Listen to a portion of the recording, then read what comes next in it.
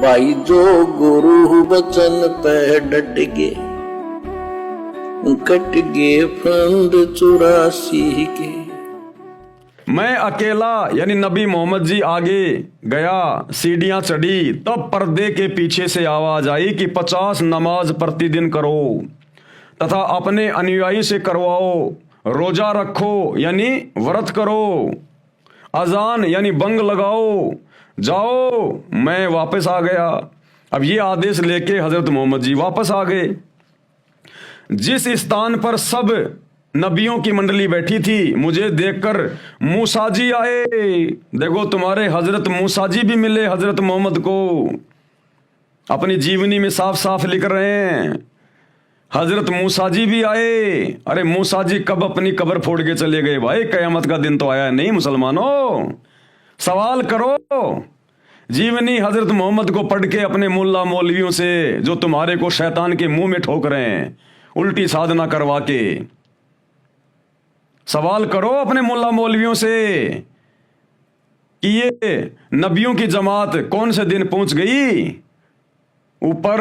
अभी तो कयामत का दिन आया ही नहीं।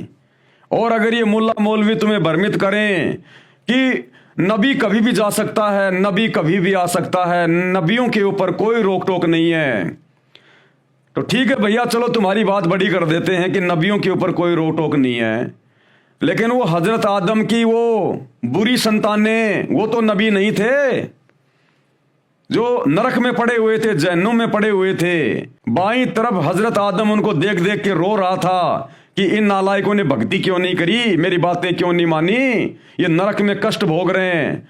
तो हजरत आदम की जो बुरी संतानें थी, जो नरक में दुख भोग रही थी, कष्ट भोग रही थी, अरे वो तो नबी नहीं थे, फिर वो कैसे पहुंच गए नरक में, जहन्नुम में? तो ये मुल्ला मौलवियों का पाखंड अब नहीं चलेगा। परमात्मा धरती पे आ गया, अल्लाह कबीर संत रामपाल जी के रूप में, सारे पत्ते खोल के रख दिए। अब जिसने अपना आत्म कल्याण कराना होगा वो तो भैया उनके सत्संग सुन के उनकी शरण में आ जाएगा, और बाकी जिसने शैतान का भोजन ही बनना है, गधा कुत्ता शुअर बन के घूमना है, वो भैया करते रहो अपनी साधना। मैं वापस आ गया। जिस स्थान पर सब नबी मंडली बैठी थी, मुझे देखकर मूसा जी आए और पूछा कि अल्लाह ने क्या हुक्म फरमाया। मैंने हजरत मोहम्मद जी ने बताया कि मुझे तथा मेरी कौम को 50 समय नमाज करने का आदेश दिया है, तथा रोजा यानी व्रत तथा अजान यानी बंग लगाने को भी कहा है। तब मूसा जी ने कहा कि प्रतिदिन 50 वक्त नमाज कौम नहीं कर पाएगी, कि भैया दिन में 50 बार कौन नमाज करेगा? फिर खाएंगे क्या, कमाएंगे क्या, काम धंधा क्या करेंगे? वापस जाओ, थोड़ी बहुत कम करवा के लेके आओ, कुछ कम करवाओ, वापस जाओ, अर्ज करो। करते कराते अंत में 5 वक्त नमाज का हुक्म मिला कि भैया दिन में 5 बार तो करनी पड़ेगी। रोजा तथा अजान भी करना फरमाया, जो वर्तमान में किया जा रहा है। नबी मोहम्मद जी ने फिर बताया कि फिर जन्नत के नज़ारे दिखाने के लिए मुझे जिब्राइल फरिश्ता जन्नत में कई स्थानों पर ले गया, यानी स्वर्ग में घुमाने के लिए लेके गया। वहाँ की शोभा अनोखी है, यानी इस पृथ्वी लोक से वहाँ ज़्यादा सुख हैं। अनेकों नेक आत्माएं वहाँ निवास करती हैं। फिर जिब्राइल ने मुझे बुराक पर बैठाकर वापस ज़मीन पर छोड़ दिया। तब ये सत्य घटना बताई। जन्नत व जहन्नुम में जो कुछ वर्तमान में है उसके चश्मदीद गवाह यानी आई विटनेस नबी मोहम्मद जी हैं। यानी सतगुरु रामपाल जी परमेश्वर समझा रहे हैं कि मुसलमान भाइयों, तुम्हारी आंखों के सामने है उस जन्नत में, उस स्वर्ग में हजरत मोहम्मद जी ने अपनी आंखों से क्या क्या देखा। सारे नबियों को देखा, नबियों की जमात को देखा। हजरत आदम से मिले, नबियों से मिले, हजरत मूसा से मिले, हजरत दाऊद से मिले, हजरत ईसा से मिले, और हजरत आदम की नेक संतानें भी वहां पर अपना कर्म भोग रही थी।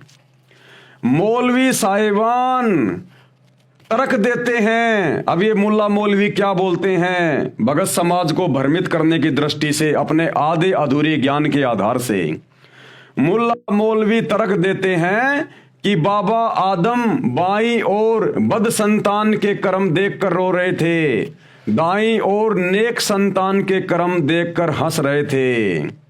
तो सतगुरु रामपाल जी कह रहे हैं कि उनकी संतान तो कब्रों में है। अरे मुल्ला मौलवियों, तुम्हारे अनुसार उनके संतानें तो अभी कब्रों में पड़ी हुई है। वो तो जब क़यामत का दिन आएगा कभी खरबों वर्षों बाद में, तब जाएंगी ऊपर। तो वहां कैसे पहुंच गई जिनको हजरत मोहम्मद जी अपनी आंखों से देख के आए हैं? ये जन्म और मरण का चक्कर, ये शैतान का अटल नियम है यहाँ का।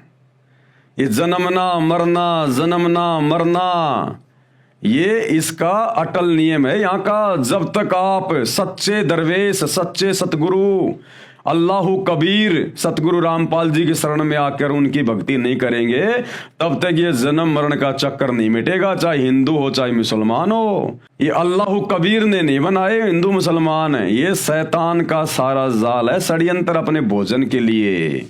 तो सतगुरु रामपाल जी समझा रहे हैं कि उनकी संतानें तो मुल्ला मौलवियों कब्रों में है। अरे ऊपर क्या देखा फिर? हजरत आदम को दीवारों की तरफ देख कर रो रहे थे क्या? लेखक का वितरक यह है, लेखक यानी अल्लाहु कबीर सतगुरु रामपाल जी ये समझाना चाहते हैं कि आपके नियम के अनुसार तो हजरत आदम जी से हजरत ईसा जी तक को भी कब्रों में रहना चाहिए था। जो नबी मोहम्मद जी ने ऊपर जन्नत में देखे और बातें भी की, उनको नमाज भी पढ़ाई। आदम जी क्या अच्छे बुरे कर्म दीवारों पर देखकर हंस और रो रहे थे? अरे हजरत आदम जी जो बाईं ओर देखकर रो रहे थे, दाईं ओर देखकर हंस रहे थे, वो दीवारों को देख के रो और हंस रहे थे क्या? वहां उनकी अच्छी और बुरी संतानें तो पड़ी हुई थी। तो बुरी और अच्छी संतानें कैसे कब्रों से निकल के चली गई कयामत से पहले? ये तुम्हारी अपनी मनमानी थ्योरी है, तुम्हारे अपने धर्मशास्त्र। तो मुल्ला मौलवियों की गलत थ्योरी को कैंसिल कर रहे हैं, कैंसिल। आदम जी क्या अच्छे बुरे कर्म दीवारों पर देखकर हंस और रो रहे थे? उनके दाईं ओर स्वर्ग था तथा बाईं ओर नरक था। उनके संतान भी जहन्नुम तथा जन्नत में थी, नरक और स्वर्ग में। अन्य प्रमाण और सबूत दे रहे हैं सतगुरु रामपाल जी। आसमान की यात्रा के बाद हजरत मोहम्मद से उसके चाचा ने पूछा कि तेरा दादा भी देखा? जब जिब्राइल फरिश्ता हजरत मोहम्मद जी को वापस जमीन पर छोड़कर चला गया, तब हजरत मोहम्मद जी के चाचा ने पूछा, जब हजरत मोहम्मद जी ने पूरी बात बताई ना, मैं ऐसे ऐसे ऊपर गया था, मैंने सब कुछ देखा है, सारे नबियों को देखा है, उनको मैंने नमाज पढ़ाई। तो बाकी मुसलमान समाज तो उनका मजाक उड़ाया करता था, उस समय उनका विरोध किया करता था कि तू ही है एकमात्र जो तेरे को ऊपर लेके गए, तेरे को सब कुछ दिखाया, तू डींग मार रहा है, पाखंड कर रहा है, झूठ बोल रहा है। मोहम्मद जी का बहुत ज्यादा विरोध होता था उन्हीं के समाज के लोगों के द्वारा। तो जब ये सारी बातें नबी मोहम्मद ने अपने चाचा को बताई, तो उनके चाचा ने कहा कि आपने अपने दादा को भी देखा है क्या? ये नबी, आपने वहां अपने दादा को भी देखा क्या जन्नत में, स्वर्ग में? तो नबी हजरत ने कहा कि हाँ मैंने उनको देखा, लेकिन वो जन्नत में नहीं था, वो तो नरक में था, जहन्नुम में। अब ये सच्चाई सुनकर हजरत मोहम्मद का चाचा उनका विरोधी हो गया, उनका दुश्मन हो गया। आसमान की यात्रा के बाद हजरत मोहम्मद से उसके चाचा ने पूछा कि तेरा दादा भी देखा? वह जन्नत में है या जहन्नुम में? मोहम्मद जी ने कहा जहन्नुम यानी नरक में देखा। ये सुनकर उनका चाचा मोहम्मद जी से बहुत नाराज हो गया और बोला, तू मेरे पिताजी को जहन्नुम में बता रहा है, झूठा है। नबी जी ने कहा कि मैंने जो देखा वही बताया है। मोहम्मद का चाचा पूरा विरोधी बन गया था। सच्चाई वही है जो ऊपर बताई है कि बाबा आदम की अच्छी बुरी संतान नरक और स्वर्ग में देखी। मुसलमान भाइयों, मौका है, अल्लाह कबीर धरती पर सतगुरु रामपाल जी के रूप में है। तो मुसलमान धर्म के भाई बहनों को इन स्वार्थी मुल्ला मौलवियों ने अपने स्वार्थ के लिए और अपने धर्म की इन पुस्तकों को अच्छे से ना समझ पाने के कारण तुम सब लोगों को अज्ञान में बैठा रखा है, अंधकार में। अपनी आत्मा का कल्याण करवा लो। कल को यदि ये शरीर छूट गए ना, जो परमात्मा ने केवल सच्ची इबादत के लिए दिया है, ये मुल्ला मौलवी तुम्हारे कोई काम नहीं आएंगे। ये शैतान भून भून के खाएगा तपतशिला पे, और फिर ये नरक में ठोकेगा, जैसे हजरत मोहम्मद जी का दादा नरक में पड़ा हुआ था। बाबा आदम की बुरी संतानें नरक में पड़ी हुई थी। ये नरक में ठोकेगा और फिर 84 लाख योनियों में गधा, कुत्ता, सुअर, बकरा, मुर्गा बनाएगा। जो तुमने मांस मिट्टी खाई है उतने जानवर तुमको बनने पड़ेंगे, अपने गले कटवाने पड़ेंगे। जब तक सच्चे सतगुरु की शरण में आकर सत भक्ति नहीं करेंगे। कुरान शरीफ के वो 3 मंत्र ऐन सीन काफ, जो सूर असूरा 42 आयत नंबर 1 और 2 में लिखे हुए हैं, जो वर्तमान में केवल सतगुरु रामपाल जी के पास हैं, यानी कोड वर्ड में उनके वास्तविक मंत्र क्या हैं, उन मंत्रों को जपने से मुक्ति होगी, अन्यथा जहन्नुम में जाओगे। जहन्नुम में कर्म भोगने पड़ेंगे सारे के सारे। ना तुम्हें खुदा का पता, ना तुम्हें खुदा की सच्ची इबादत का पता। पूरे विश्व का मुसलमान समाज भ्रमित है। और कल आप लोगों को दिखा दिया गया था जीवनी हजरत मोहम्मद से कि 63 साल की उम्र में तुम्हारे नबी ए हजरत की किस प्रकार दुर्गति से मौत हुई। अरे अगर तुम्हारा नबी सच्चे खुदा की इबादत कर रहा था तो 63 साल की उम्र में ऐसे दुर्गति से मौत नहीं होनी चाहिए थी। क्या भगवान की सच्ची इबादत करने वाले को अंत समय में इतनी भी रात नहीं मिलेगी? बेचारा हाय हाय करता हुआ मरा, हाय हाय करता हुआ।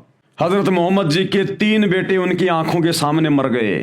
क्या सच्चे खुदा की सच्ची इबादत करने वाले के ऊपर ऐसे दुखों का पहाड़ टूट सकता है क्या? अरे सच्चे खुदा की सच्ची इबादत तो यदि आपके भाग्य में मौत है उसको भी टाल देगी।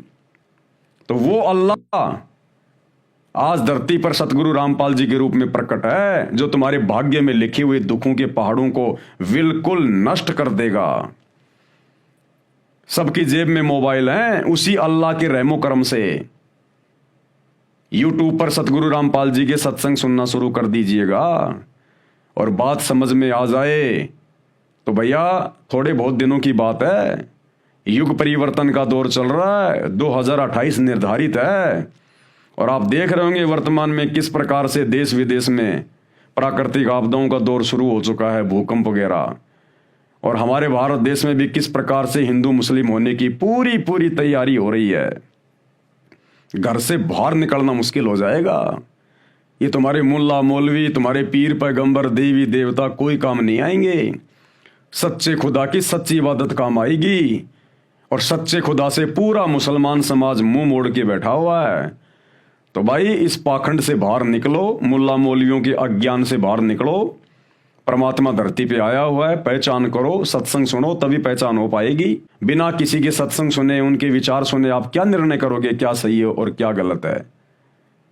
तो भाई और बहनों, हमारी प्रार्थना है, केवल आपको जगा सकते हैं, संदेशा दे रहे हैं, मानना न मानना आपके अपने बुद्धि विवेक के ऊपर है। तो आज के वीडियो में हम केवल इतना ही लेंगे। कल हम इस पॉइंट पर चलेंगे, जन्म तथा मृत्यु पर विवेचन। यानी मुसलमान धर्म के मुल्ला मौलवी जो अपने धर्म ग्रंथों को ना समझ पाने के कारण पूरे समाज को भ्रमित करके बैठे हैं कि बारंबार जन्म और मृत्यु नहीं होती, बस एक बार ही जन्म मिलता है और मरने के बाद हम तो उनको कब्रों में दफना देते हैं। जब कयामत का दिन आएगा तब उनको कब्रों से अल्लाह के द्वारा बाहर निकाला जाएगा। जिनके अच्छे कर्म होंगे वो स्वर्ग में जाएंगे, जन्नत में जाएंगे, जिनके बुरे कर्म होंगे वो जहन्नुम में, नरक में जाएंगे। तो भैया मांस खाने वाले, मांस काटने वाले, ये अच्छे कर्म है क्या? अरे मांस काटना, मांस खाना ये अच्छा कर्म है क्या? तो इस आधार से तो भाई 99% मुसलमान भाई बहन जहन्नुम में जाएंगे।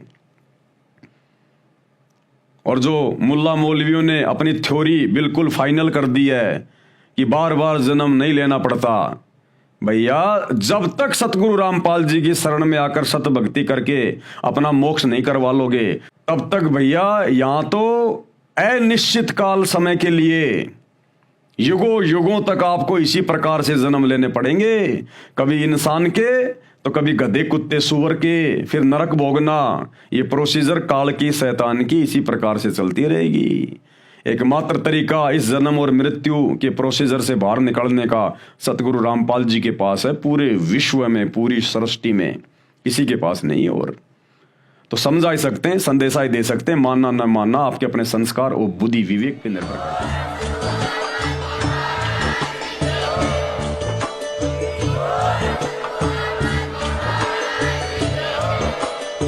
भाई जो गुरु बचन पे डट गे, कट गे फंद 84 के, कट गे फंद 84 के, कट गे फंद 84 के।